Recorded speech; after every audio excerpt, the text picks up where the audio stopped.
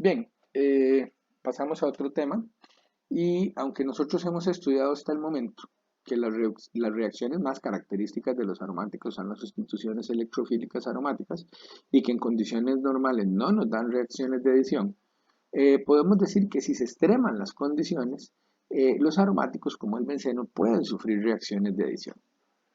Bueno, por ejemplo, nosotros podemos clorar con calor o luz ultravioleta y alta presión a un hidrocarburo aromático para obtener una especie que se llama el hexacloruro de benceno. No se obtiene un solo compuesto, se obtienen 8 isómeros diferentes. El mecanismo es de radicales libres y les muestro solamente uno, ¿verdad? De los isómeros que se obtienen, que es el lindano, se le llama lindano, y que se utiliza como plaguicida. Bien, la hidrogenación catalítica a altas presiones y con catalíticos metálicos y con exceso de hidrógeno también es posible. El benceno, ¿verdad? Y otras especies aromáticas se pueden reducir, como ustedes pueden ver, para formar el alcano, ¿verdad? Respectivo. Es interesante decir que se pueden obtener alcanos con sustituciones muy particulares, ¿verdad? Que tal vez no es sencillo de obtener por otros métodos, ¿verdad? Y por eso es que estas reacciones son tan utilizadas, ¿verdad? O son de mucha utilidad en el campo de la química sintética. Bien. Otra reacción que es una reacción de adición, ¿verdad? De los hidrocarburos aromáticos es la que genera dienos a partir de aromáticos. Y es una reducción que se llama la reducción de Birch. Entonces, fíjense ustedes que en esta reacción tenemos el litio o el sodio que nos van a proveer aquello de los electrones solvatados, ¿verdad? Y esta reacción se hace en amoníaco líquido. Como veremos, la función del alcohol es el de ser una fuente de protones. Entonces, inicialmente, cuando el amoníaco está bien seco, el sodio o el litio permiten que haya un tránsito de electrones, porque recuerden que cuando el sodio o el litio pierden un electrón, adquieren una configuración de gas noble. Este electrón es reactivo y por lo tanto es capaz de atacar a uno de los carbonos sp2 del anillo aromático y cuando esto se da, como ustedes pueden observar, hay un movimiento de dos dobles enlaces. El resultado de esta primera adición del electrón es generar un radical anión. Bueno, este mecanismo es muy parecido, ¿verdad? O es similar al de la reducción de alquinos. Como vemos, el alcohol es la fuente de protones. O sea, el radical anión puede capturar un protón del alcohol, ¿verdad? De tal manera que este carbono, que antes era sp2, ahora va a ser un carbono sp3 ya sin carga. Ok, posteriormente, y habiendo más electrones o tránsito de electrones en el amoníaco, entonces lo que podemos observar es que se puede volver a formar un carbanión que también se protona con nuestra fuente de protones, ¿verdad? Que es el alcohol, y así podemos obtener un dieno a partir del aromático. Bueno, la reducción de Birch es una reacción de adición, realmente, muchachos. Ok. Ahora, muy importante, ¿cómo afectan los grupos que están sobre el anillo aromático a la reducción de Birch? Resulta que si el grupo es un extractor de electrones, entonces el electrón va a poder atacar, ¿verdad? Con facilidad, de tal manera que nosotros obtengamos el producto, ¿verdad? Aquí en esta posición, fíjense ustedes, el electrón atacó con mucha facilidad a este carbono que ya tenía una pequeña deficiencia de carga electrónica. De tal manera que obtenemos un producto, ¿verdad? En el cual se reduce fácilmente el carbono que tiene el grupo extractor. Si yo tengo más bien un grupo donador sobre el anillo aromático, lo que ocurre más bien es que se atacarán otros carbonos, pero no se ataca el carbono que tiene el grupo donador de electrones. Porque si este grupo va a tender, perdón, en el anillo aromático a meter densidad electrónica.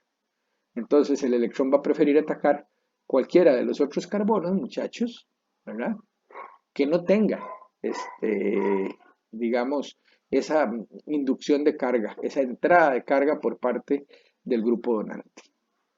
Bien, más reacciones. Ahora vamos a hablar de las reacciones que ocurren en las cadenas laterales que están unidas, ¿verdad?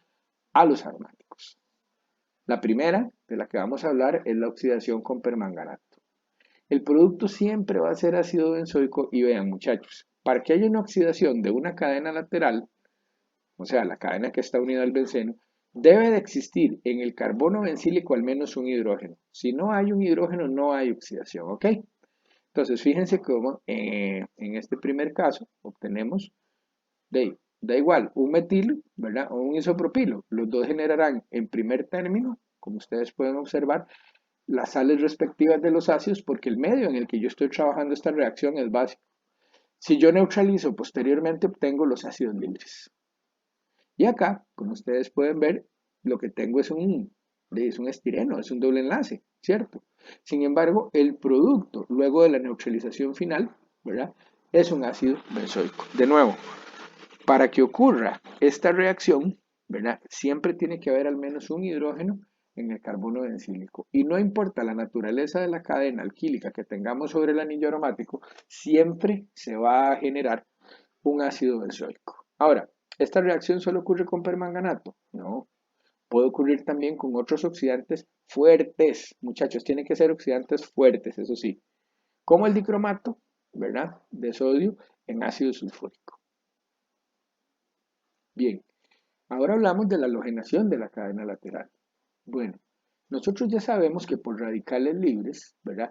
La posición bencílica va a generar un radical libre, ¿verdad? Muy estable, como ustedes pueden ver acá. Entonces, en un proceso, en una reacción de propagación, ¿verdad? Pues el producto que se genere, ¿verdad? Como ustedes pueden ver acá, a partir del radical libre bencílico va a ser uno de los productos mayoritarios.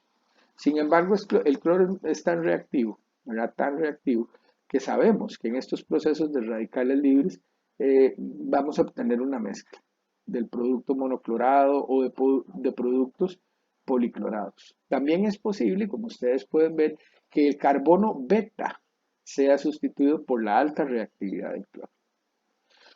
Bueno, una reacción un poquito más selectiva, un poquito más específica es la bromación, ustedes ya lo saben.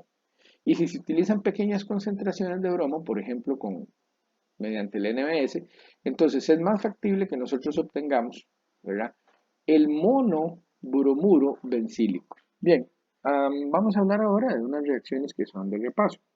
Sobre los carbonos bencílicos se pueden llevar a cabo reacciones de tipo SN1, muchachos, y SN2. Las SN2 claramente se pueden realizar porque el estado de transición de una SN2 se estabiliza por la interacción con el anillo aromático. Y las SN1 ocurren, muchachos, porque el carbocatión bencílico ya sabemos que está estabilizado por resonancia. Son dos reacciones que ocurren entonces de una forma bastante sencilla. Bien, fíjense ustedes que nosotros podemos hacer, ¿verdad? A partir de un carbocatión bencílico, muchachos, una reacción de la formación de un éter. Bueno, los carbocationes bencílicos se forman con mucha facilidad. En el caso, por ejemplo, del trifenilmetil, ¿verdad? El carbocatión trifenilmetil, muchachos, podemos decir que inclusive puede estar estable meses, ¿verdad? Fíjense que el contrayón es el tetrafluoroborato, ¿verdad?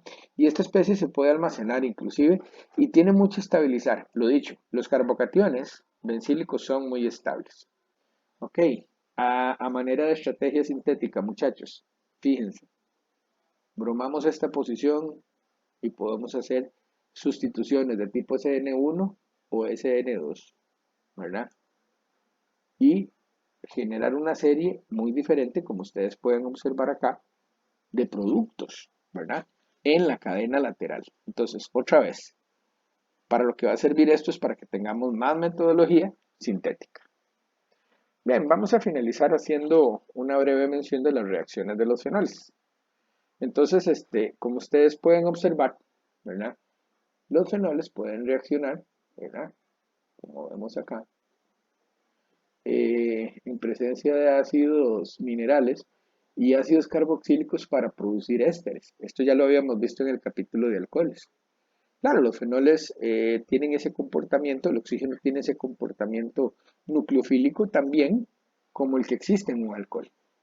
¿Ok? Bien. Vemos que los fenoles son especies que generan rápidamente, ¿verdad? Y con bases relativamente débiles, este, ¿verdad? Iones fenóxido que pueden servir para, ¿verdad? Como ustedes pueden ver, hacer reacciones de Williamson, por ejemplo. ¿Ok? Em, bueno, ya sabemos que la facilidad de que los fenoles pierdan el protón se debe a qué? A que esta especie es conjugada y muy estable. Bueno, vamos a terminar, ¿verdad? Haciendo una mención breve también de que los fenoles se oxidan, pero diferente que otros compuestos aromáticos. Resulta que los fenoles, en medios oxidantes fuertes, ¿verdad? Van a producir lo que se llaman quinonas, ¿verdad? Fíjense, esta es la 1,4-benzoquinona que se genera por un mecanismo bastante complejo de radicales libres, muchachos, a partir del fenol. La hidroquinona, por cierto, es una especie que se tiende a oxidar muy rápidamente a la 1,4-benzoquinona. ¿Ok? Estas especies son fuertemente coloreadas, ¿verdad? Y uno sabe que la hidroquinona, que debe ser un sólido blanco, ¿verdad? No está pura si tiene tonalidades de morado, café, ¿verdad? Y colores bastante fuertes, bastante oscuros. ¿Ok? Bueno, la oxidación de los fenoles ocurre también a nivel natural. Y algunos derivados del catecol, ¿verdad? Que se oxidan cuando cortamos algunas frutas, por ejemplo, ¿verdad? Se oxidan rápidamente las enzimas, ¿verdad? Que existen en estas sustancias vegetales y el oxígeno del aire dándole coloraciones más oscuras, ¿verdad? A esas frutas como las manzanas cuando las cortamos. Bueno, finalmente también, ¿verdad? Resulta ser que esta reacción le puede servir de defensa a algunos organismos. Este es el escarabajo bombardero que tiene unas glándulas, ¿verdad? Que largan una gran cantidad, ¿verdad? De un fenol con una enzima capaz de oxidar el fenol en la superficie de, digamos, el agresor. La reacción es tremendamente exotérmica, ¿verdad? Y lo que produce sobre el agresor es una gran quemada. Bueno, muchachos, y veremos, tal vez ahora no tanto, hay un capítulo hacia el final del semestre, ¿verdad? En la parte de moléculas biológicas, en las que veremos cómo, ¿verdad? Las quinonas participan en procesos de oxidación y reducción que son muy importantes, porque muchos de ellos tienen que ver con transporte de oxígeno y muchos de ellos tienen que ver con intercambios energéticos en las células. Ok. Ya sabemos, ¿verdad? Para terminar, que la sustitución electrofílica aromática en un fenol, ¿verdad? Es un proceso altamente viable. ¿Por qué? Porque el OH es un activador fuerte de los fenoles. Fíjense que el fenol en medio básico puede atacar el dióxido de carbono para formar, por ejemplo, un ácido como como el ácido salicílico. Recuerden, el OH es un activador muy fuerte y por lo tanto las sustituciones electrofílicas aromáticas de los fenoles son realmente viables. Bueno muchachos, y para terminar este capítulo vamos a hablar de sí, un poquito. ¿Cómo haríamos a partir del benceno este producto? Bueno, tiene cloro y tiene NH2. Entonces, pensemos por un momento que necesitamos dotar de este anillo aromático de nitrógeno. Bueno, nosotros conocemos un método, ¿verdad? Que es la nitración. Entonces, podemos nitrar el anillo y después, como vemos que el cloro con respecto a este grupo amino está en la posición 3, podríamos clorar de una vez. Ok, ya tenemos nuestra fuente de nitrógeno y además el cloro en la posición que el producto lo tiene. Ahora lo que tendríamos que hacer es cambiar el grupo nitro por un grupo amino y eso lo logramos, ¿verdad? Utilizando estaño o hierro, ¿verdad? O algún otro metal con ácido clorhídrico. Ok, vamos a la otra.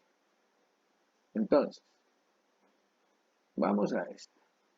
Fíjense ustedes que aquí yo tengo una cadena de 2 carbonos y un cloro en par. Entonces, este primer paso de aquí, ojo que aquí no hay ninguna transposición porque esto es un metilo, ¿verdad? Y esto es un carbono que es primario, o sea, no hay cómo se estabilice esto, se va a formar un complejo que va a atacar el aromático. Pero vean que de esta manera ya yo meto mi cadena de 2 carbonos. Ahora, como esta cadena mía de 2 carbonos, muchachos, es una cadena, ¿verdad? Que De ahí, es un activante y es un orientador orto y para. Entonces yo podría meter el cloro. ¿Ok? Ahora, ¿cómo hacemos nosotros, muchachos, para generar un ácido en esta posición? Bueno, podríamos empezar por funcionalizar la cadena lateral con NBS metiendo un átomo de bromo acá.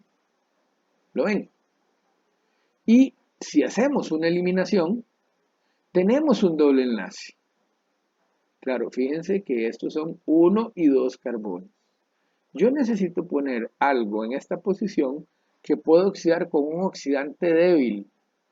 Porque si yo lo oxido con un oxidante fuerte, lo que voy a obtener, disculpen, es ácido benzoico, ¿verdad? Y no me sirve, ¿sí? Entonces, vamos a ver, ¿qué podría yo hacer con un doble enlace como este? Una hidroboración para obtener el alcohol anti-Markovnikov. Recuerden que la hidroboración es muy sensible del impedimento estérico, ¿verdad? Y además, eso es en primer término. En segundo lugar, la orientación de esta reacción es anti-Markovnikov. No se forma, ¿verdad? El alcohol en la posición más sustituida. Ahora, con un oxidante débil como el dióxido de manganeso, yo ya puedo obtener mi producto. ¿Ven? ¿Qué vamos a hacer con estas dos? Eso es su tarea para la otra semana. ¿Ok? La otra semana empezamos con estas dos y con otro repasito fuerte de síntesis en general. Gracias.